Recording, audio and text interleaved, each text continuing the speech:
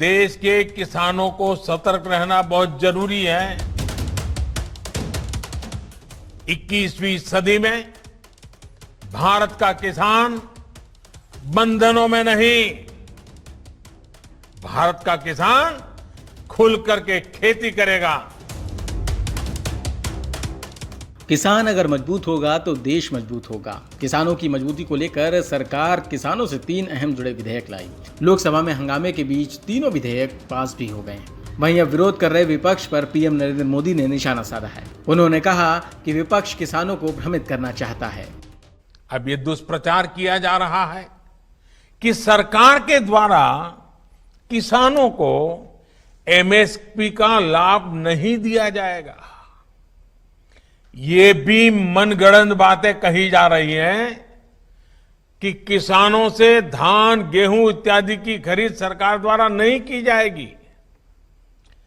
ये सरासर झूठ है, गलत है, किसानों के साथ धोखा है।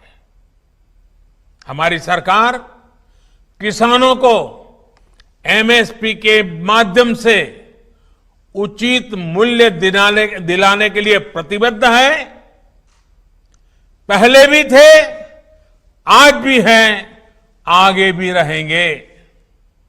सरकारी खरीद भी पहले की तरह जारी रहेगी।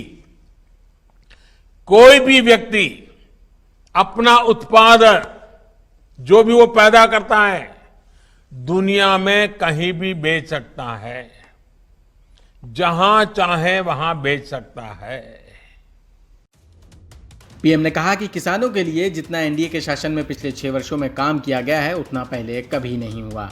उन्होंने कहा कि इस कानून के बाद से किसान जहां चाहे वहां अपनी फसल बेच सकता है, उनके पास कई अधिकार होंगे। वहीं एमएसपी को लेकर भी उन्होंने कहा कि हमारी सरकार किसानों को एमएसपी के माध्यम से उचित मूल्य दिलाने के लिए प्रतिबद्ध है।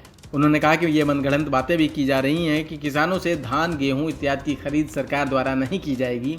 ये सरासर झूठ है, गलत है, किसानों को धोखा दिया जा रहा है।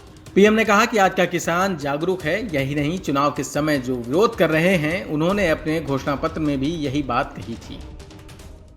चुनाव के समय किसानों को लुभाने के लिए बड़ी बड़ी बातें करते थे, लिखित में करते थे, अपने घोषणा पत्र में डालते थे और चुनाव के बाद भूल जाते थे। और आज जब वही चीजें जो इतने दशकों तक देश में राज करने वाले लोगों के मैनिफेस्टो में है, वही चीजें भारतीय जनता पार्टी एनडीए सरकार कर रही है, किसानों को समर्पित हमारी ये सरकार कर रही है, तो ये भांति भांति के भ्रम फैला रहे हैं। पीएम ने इस विधेयक को लेकर किसानों को बधाई दी और कहा कि इससे किसान और ग्राहक के बीच के जो बिचौलिए हैं उनसे बचने के लिए ये बिल बेहद जरूरी था।